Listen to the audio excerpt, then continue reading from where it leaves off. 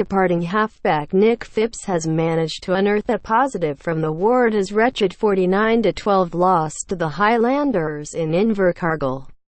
However, disillusioned supporters will need to wait until next year to see it.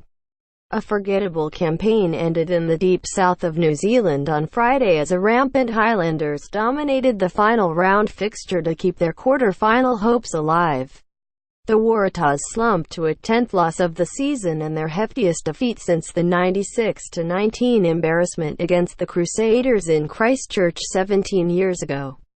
That sort of final scoreline loomed into view when the visitors trailed 42-7 at halftime, the raw nature of their lineup exposed by the hosts' physicality and rapid tempo.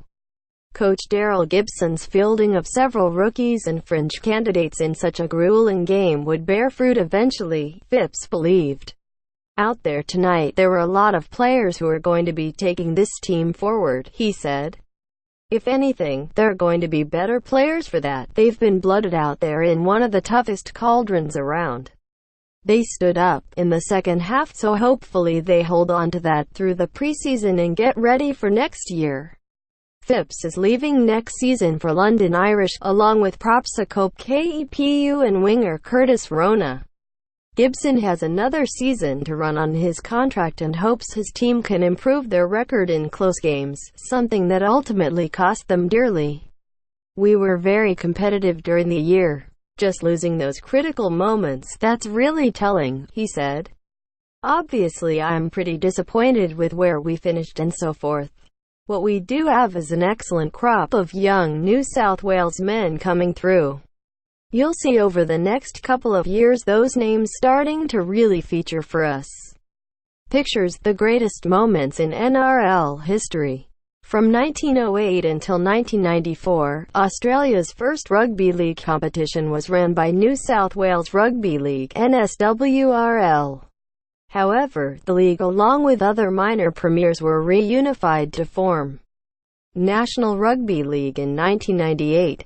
A look at some of the most memorable moments over the years. In first NRL final that ended in a draw, North Queensland claimed victory over Brisbane 17-16 in Golden Point extra time. It was their first premiership title. The winning goal was scored by Jonathan Thurston, who was awarded the Clive Churchill Medal. Since 1971, Rabbitohs won their first ever title with the help of Sam Burgess' pictured incredible performance that earned him the Clive Churchill Medal. The final score was 30-6. With 18-8 lead, Manly had everything under control until the last 25 minutes when Roosters made a stunning comeback to win the final for the first time since 2002. Roosters secured 26-18. Victory when Michael Jennings, pictured, broke through to ground James Maloney's grubber in the last few minutes of the game.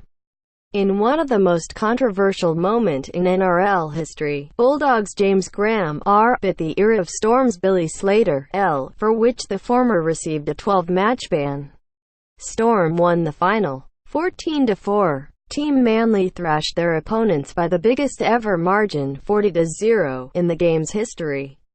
The highlight of the game was Michael Robertson's hat-trick tries that made him the first player to score 3 tries since Steve Renouf in 1997. The final also saw Stephen Menzies equal Terry Lamb's record of 349 first-grade games. It was the first ever grand final appearance for both the teams, where West Tigers won 30-16. Tigers' Brett Hodgson displayed an incredible performance by scoring 5 goals. In the first half of the game, Bulldogs were trailing 13-6, but in the second half they quickly covered the lead with the help of Matt Utai and Hazem El Masri. During the last few minutes of the game, Bulldogs were leading 16-13, when Roosters' Michael Crocker, pictured, made a break on the 40 meters line but was tackled by Bulldogs captain Andrew Ryan. The Bulldogs win the final 16-13. In the last game with Penrith, Scott Sattler made one of the greatest tackle in NRL history.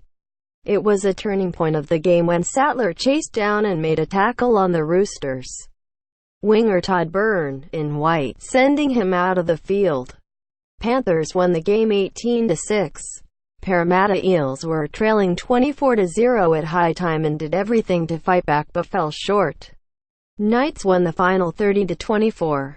The highlight of the match was Waratahs' pictured second half try, where he got tangled up with Luke Burt before putting the ball down inside the chalk. At halftime, Dragons were leading 14-0 and everyone thought the game was going to end in their favour. However, Storm made a stunning comeback when Anthony Mundine knocked on over the try line that proved to be a turning point in the game. Storm quickly covered up the lead to 18-14. In the 77th minute, Brett Morley bombed winger Craig Smith, but before he could ground it, Dragons' Jamie Ainscough knocked him unconscious. The video referee gave a penalty try to Storm, which was successfully converted.